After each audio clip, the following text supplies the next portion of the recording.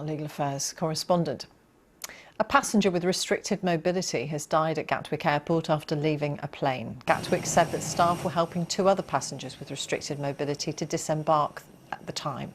The man decided to leave the EasyJet plane himself rather than wait for staff to return, and he fell on an escalator. EasyJet have issued a statement. It says cabin crew provided medical assistance to a passenger in the airport terminal while waiting for paramedics to arrive. Unfortunately, the passenger sadly passed away later. Our thoughts are with family and friends at this difficult time.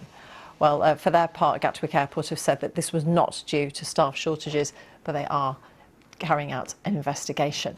We're joined now by blind travel blogger who raises awareness about disability and accessibility, Sassy Wyatt, who I believe is on a trip at the moment. Sassy, tell us, where are you? Make us envious. I am currently in Madeira, Portugal. How wonderful, how utterly glorious.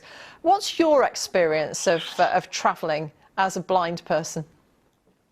I think travelling as a blind person is wonderful because I get to see the best of humanity, but focusing on accessibility, it can be quite tricky.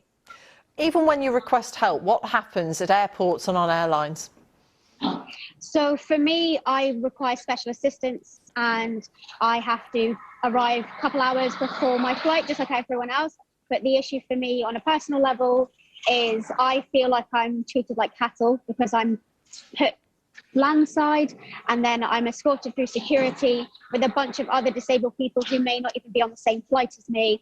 And then we all get popped in a special assistance area and left to our own devices. As me as a blind woman, I would like to turn up to the airport and be just like every able-bodied passenger and look around, go to the duty-free, maybe have a cocktail or two. And it just doesn't seem to fare that way when you're a disabled passenger because they haven't got enough staff, so you're left behind and you don't get the same airport travel experience. Has it ever been the case that because of the lack of specialist assistance, you've missed a flight?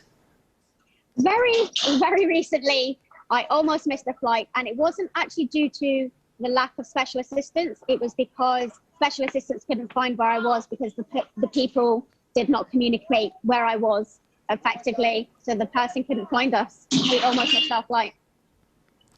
Well, I'm sorry that that was your experience. I'm glad it doesn't happen too often. But what would make travelling better for you and other people with your disability, who are blind? Because different disabilities require different help.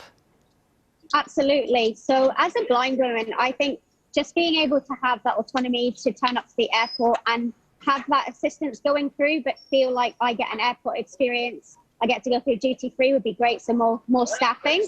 And I know that's been an issue overall.